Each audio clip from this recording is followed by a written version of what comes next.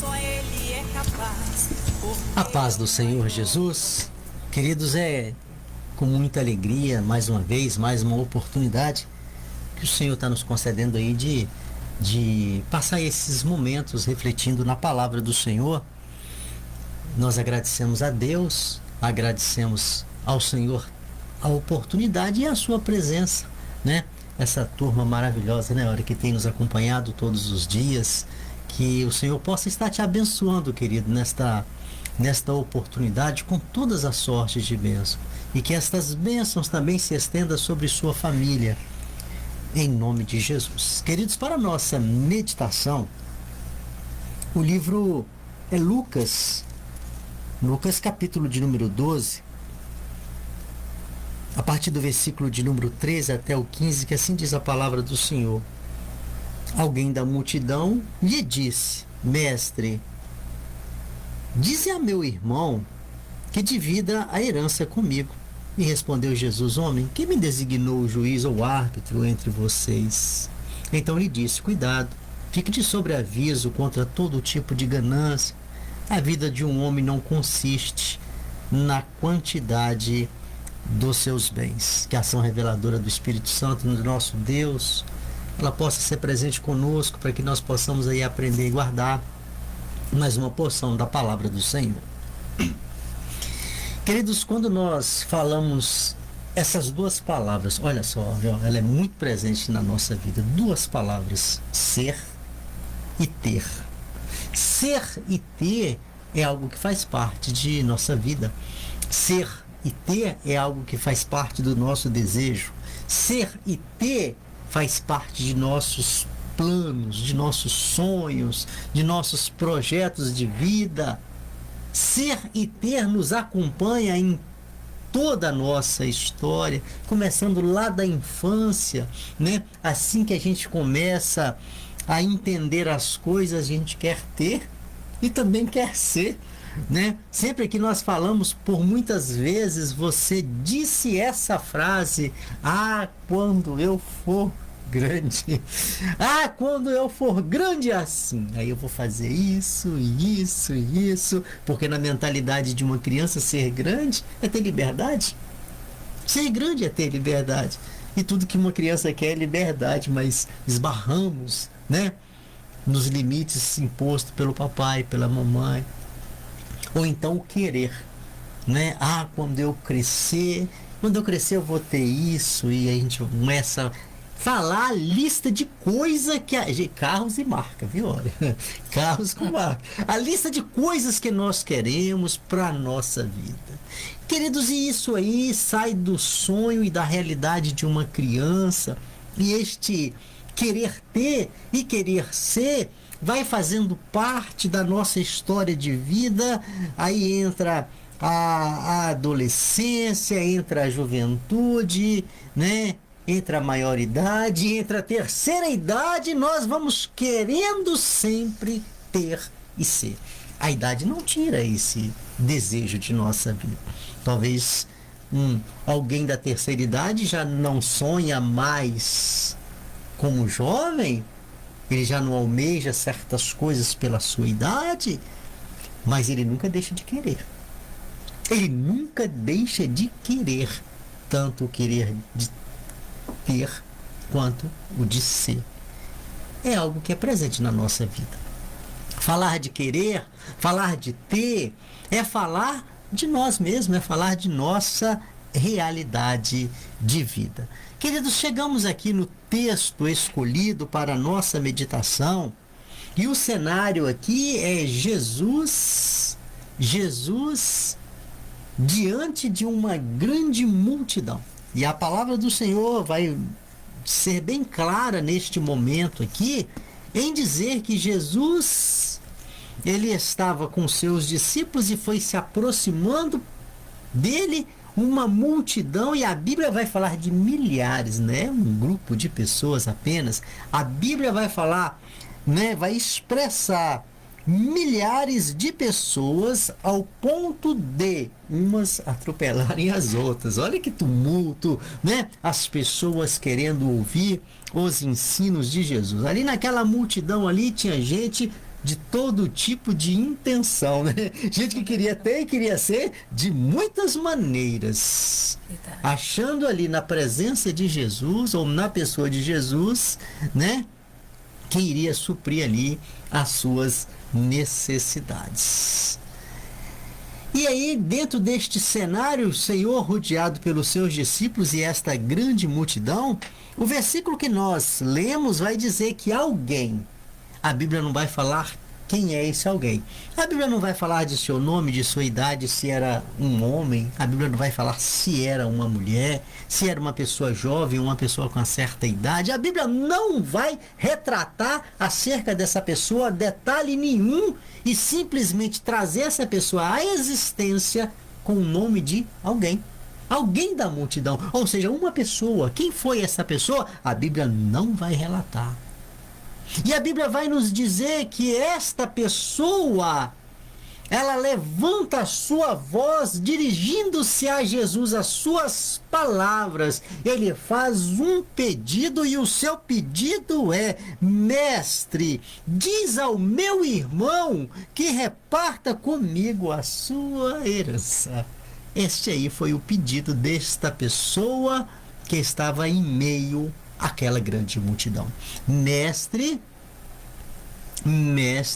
mande que meu irmão reparta comigo a sua herança. A Bíblia não vai falar que ele tinha o direito, viu? A Bíblia não fala que ele tinha o direito naquela herança, né? Não tinha, a Bíblia não vai falar se ele tinha ou se ele não tinha.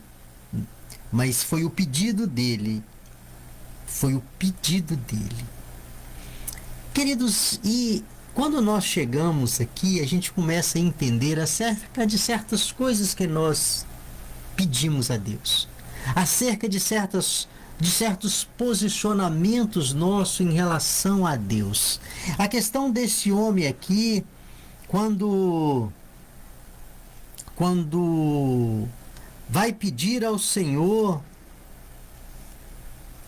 para o Senhor interceder, o que ele fez, olha, em outras palavras, o que ele pedia aqui, ele intercedeu a Deus em favor dele, para quê? Para que o irmão dele tivesse a misericórdia dele e dividisse com ele a herança. E essa história deste homem, este pedido, esta petição deste homem, essa abordagem deste homem a Jesus, nos faz ter alguns entendimentos acerca de um cuidado muito grande que nós devemos ter em nossa vida. A nossa vida é formada de detalhes. Um detalhe hoje que passa por despercebido, ele pode ser um grande problema de amanhã. Um detalhe hoje que passa por despercebido pode ser uma grande falta no amanhã. Então a palavra do Senhor está aí para nos cercar, conforme sempre nós falamos, daí a bondade de Deus, daí a graça e o amor de Deus que nos enviou a sua palavra, né? Nos enviou a sua palavra, nos envia a sua instrução, nos envia a sua orientação, para que nós possamos aí estar cercados e evitando aí detalhes que passam por despercebidos, que podem gerar grandes problemas futuros na nossa vida. E aí então o Senhor detecta algo no coração daquele homem, olha. E a palavra do Senhor vai dizer que a resposta do Senhor Jesus em relação àquele pedido, a resposta do Senhor Jesus para aquele homem foi com uma outra pergunta, né? E a pergunta foi: homem. Aí, é homem. É homem. Homem era uma pessoa, um homem. Homem, quem me designou por juiz entre vocês? Rapaz, quem que me colocou diante de vocês como um repartidor de herança? Em outras palavras, o Senhor Jesus está falando: olha, quem foi que me deu estas atribuições? Porque não foi para isso que eu vim a este mundo. Queridos, a primeira coisa que nós devemos entender é a posição de Jesus como alguém que desce do céu e chega a esta terra nós devemos ter o entendimento do propósito, e o propósito do Senhor é único. O propósito do Senhor é único. O propósito do Senhor é apenas um, e esse um foi chegar nesta terra e anunciar o reino de Deus que havia chegado. Este é o propósito da pessoa do Senhor de sair, ou seja, colocar em prática aquilo que havia sido planejado por Deus em meu e em seu favor, que é o plano de salvação. Este era o propósito do Senhor aqui nesta terra. E ele veio e fez muito bem.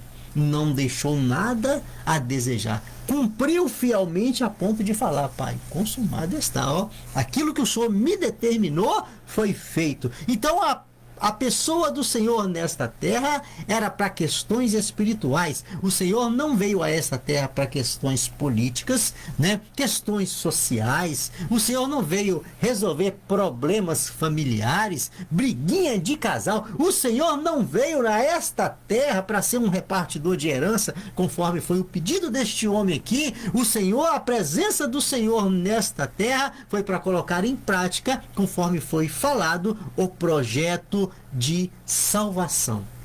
Mas aproveitando a oportunidade, o Senhor aqui traz para esse homem uma lição essa que serviu para aquele homem, para os discípulos, para toda a multidão, e o tempo passou e serve para mim e serve para você, e se o Senhor permitir, as gerações que virão pós nós também, esta palavra vai ter o mesmo peso, o mesmo valor, e o Senhor lhe orienta aquele homem dizendo: cuidado, fiquem de sobreaviso com todo tipo de ganância. E aí ele faz um fechamento maravilhoso quando ele diz assim: porque a vida de um homem não consiste na quantidade dos seus bens. Queridos, conforme nós falamos, o ato de ter, o ato de ser faz parte da nossa vida. O ato de ser, o ato de ter, né? De querer ser, querer ter, faz parte da nossa história. A busca por recursos faz parte da nossa história. Todos os dias nós saímos de casa para o trabalho, isso é algo que faz parte da nossa história. Ganhar pelo trabalho faz parte da nossa história. Angariar recursos com o nosso trabalho faz parte da nossa história. Mas o Senhor nos chama a atenção aqui para um detalhe muito importante que aparece de maneira bem sutil em nosso coração: a ganância. E ele viu isso no pedido daquele homem, daí a orientação de Jesus para aquele homem e para toda a multidão, e para mim e para você: cuidado, cuidado. Por que o Senhor falou cuidado? Porque quando nós falamos de ganância, nós estamos falando de ambição e cobiça. Quando nós estamos falando de ganância, nós estamos falando de um desejo intenso por bens e riquezas, e uma pessoa que assim vive, ela não tem uma visão jamais voltada para o céu, e sim para as coisas da terra. Daí a orientação da palavra do Senhor: cuidado. Por quê? Porque se a tua visão foca-se apenas aqui nesta terra, em ter e ser apenas aqui nesta terra, a palavra do Senhor acerca de quem pensa assim vai falar que é um miserável, sem visão espiritual, alguém que é digno de compaixão. Esta é a visão do céu em relação a quem tem visão somente nesta terra. E isto é algo que pode acontecer com qualquer um de nós, deixar esse sentimento maligno da ganância brotar em nosso coração. Nós não podemos cultivar jamais esse sentimento que nos aprisiona, que aprisiona a nossa alma e traz grandes consequências para a nossa vida. O ambicioso, ele é invejoso. O ambicioso, ele é ingrato. O ambicioso, ele nunca se satisfaz. O ambicioso, ele tem hoje, ele quer amanhã, ele quer depois, ele nunca vai estar saciado, sempre em busca de se suprir. Só que o vazio dele é tão grande que ele nunca vai se suprir. Daí a orientação da palavra do Senhor. Cuidado com esse mal que ele pode surgir no nosso coração a qualquer momento e fazer com que a nossa visão se volta apenas aqui para esta terra. E não queremos as coisas de cima. Não nos importamos com as coisas do alto. Não nos importamos com as coisas que têm peso de eternidade. Não nos preocupamos e fazemos da nossa vida aqui somente para buscar acumular e adquirir. E contra esse tipo de pensamento, a palavra do Senhor, através do próprio Jesus, dizendo: a vida de um homem não consiste naquilo que ele possui, ou na quantidade daquilo que ele possui. Não é isso, a tua vida não se consiste apenas disso. Precisamos de ter? Precisamos. Precisamos de ser? Precisamos. Mas a orientação, cuidado para que isso não toma o teu coração. Cuidado para que isso não toma o teu entendimento. Caso contrário, você vai somente querer ter e querer ser aqui nesta terra. A vida de um homem não consiste apenas aqui nessa terra. A nossa mensagem, o programa Vida em Cristo, né? Este culto Vida em Cristo, nós sempre temos a responsabilidade de te lembrar, querido, que você é um ser eterno. Que você é um ser eterno. E que o entendimento da palavra é contrária do entendimento do mundo, quando o mundo diz: morreu, acabou. Mas o entendimento da palavra do Senhor, a orientação da palavra do Senhor, é nos dar a ciência de que quando nós morremos, aí que se começa a eternidade. Então, o contrário do que o mundo pensa de morreu, acabou, é morreu, começou. Começa-se uma eternidade. E aí, como vai ser? E aí, cadê a sua preparação? E aí, quem é você nesta questão? E aí, cadê o que você acumulou? Vai servir para alguma coisa? Por isso que o Senhor fala: a vida de um homem não consiste somente nos seus ganhos, nos seus bens, nas suas quantidades, nos seus tesouros aqui desta terra. Por quê? Porque descendo à sepultura, isso nada te vale. E diante de uma eternidade, isso não tem peso nenhum. Nada disso vai influenciar em te melhorar em uma eternidade. Por isso que o Senhor nos fala: cuidado, a tua vida não consiste apenas nestes ganhos. É como se ele estivesse falando assim, Áurea: cuidado, você não é um ser apenas material, você também é espiritual. Então cuida do teu espiritual, procura recursos espirituais, para que quando você chegar diante de uma eternidade, você tenha recursos acumulados. Então, Ivan, a palavra de Deus, ela é muito forte, né? Ela fala conosco de várias maneiras, e o que nós estamos aprendendo nessa tarde é muito forte, muito importante, porque quando aquele homem estava lá preocupado, né, em ter uma herança nas mãos dele, preocupado quem faria com que o irmão dele daria ali, repartiria com ele aquela herança. Então eu creio que quando ele viu Jesus, e viu a autoridade de Jesus, e viu aquelas tantas pessoas, como você já disse, pessoas tropeçando umas nas outras ali naquele lugar, e Jesus ali com a autoridade dele, creio que ele pensou assim: é agora, né? Eu creio que ele, com essa autoridade aí, ele vai fazer o meu irmão me dar essa herança, repartir essa herança comigo. Mas Jesus foi logo dizendo para ele o que era mais importante, né? Fazendo aquela pergunta para ele: quem foi que me fez repartidor de herança, né? Eu estou aqui para falar de uma coisa muito mais importante do que herança, muito mais importante do que riqueza. Aleluia. Muito mais importante do que bens materiais. Portanto, na sequência, Jesus contou ali a parábola, né? Do rico insensato. Nós vemos que quando chega aqui no versículo 16, então ele lhes contou a parábola. A terra de certo homem rico produziu muito, e ele pensou consigo mesmo: o que vou fazer? Não tenho onde armazenar a minha colheita. Então aquele homem ali na parábola dizia: eu vou fazer celeiros maiores e vou ajuntar todos os meus bens, toda a minha colheita, vou derrubar os meus celeiros e construir outros maiores. E direi para mim mesmo: você tem grande quantidade de bens armazenados por muitos anos. Descanse, coma, beba e alegre-se. Contudo, Deus lhe diz: insensato, essa mesma noite a sua vida lhe será exigida. Então, quem ficará com o que você preparou? O 21 diz: assim acontece com quem guarda para si riquezas, mas não é rico para com Deus.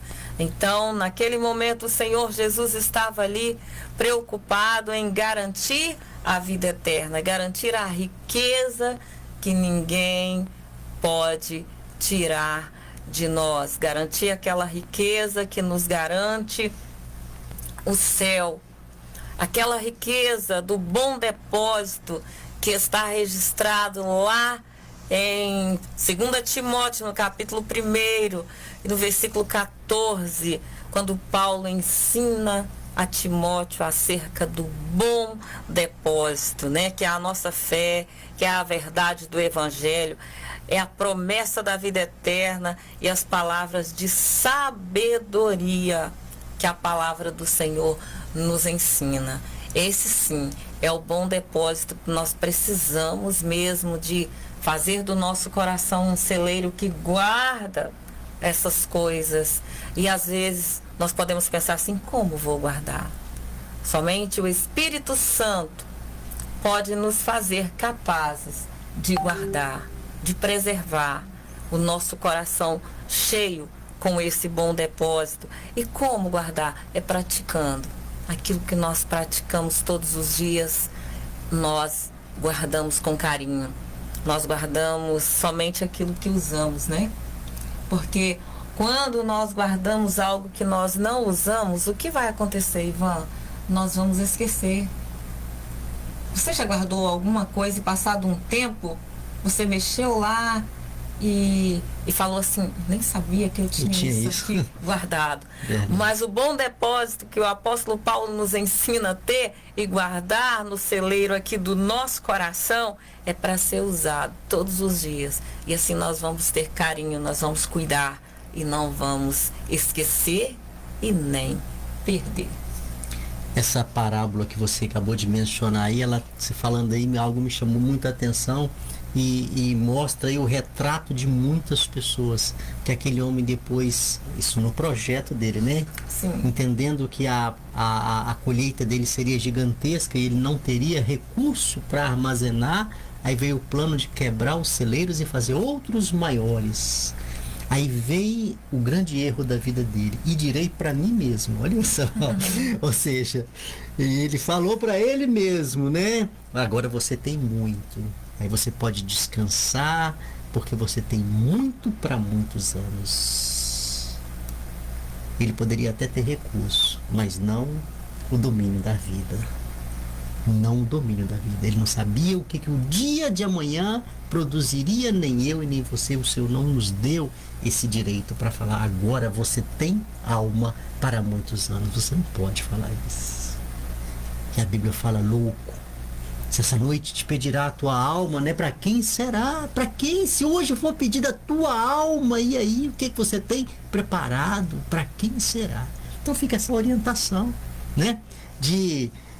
Nós não estamos aqui desmerecendo valores, né? Recurso, nossas propriedades, nós não estamos desmerecendo nada disso. O que a palavra do Senhor está aqui é te falando que os valores são importantes, sim, mas são somente para esta terra. somente para esta terra. Agora, o que se diz questão à eternidade são os valores dos quais o Senhor veio anunciar a salvação, a vida eterna, o reino de Deus. Isso aí não se compra com dinheiro.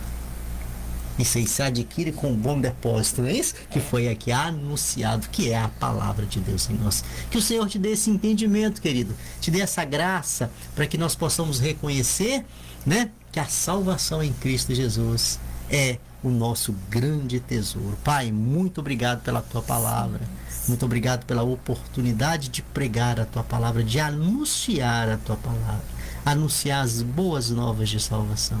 E por esta oportunidade aqui, em mais um dia, mais um culto Vida em Cristo, nós oramos agradecidos e agradecemos pela vida de cada um daqueles que é presente juntamente conosco.